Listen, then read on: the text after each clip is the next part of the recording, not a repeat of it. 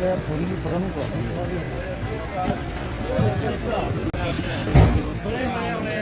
साल साल आ गया आराम से चलो जी जान देना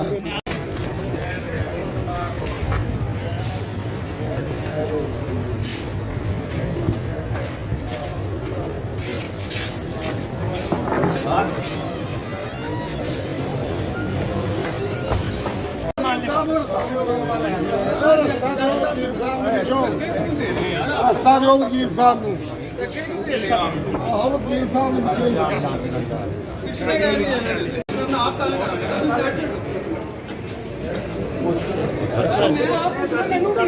ਮੈਨੂੰ ਕੀ ਉਹ ਹੋ ਤੱਕੇ ਸਭ ਕੁਝ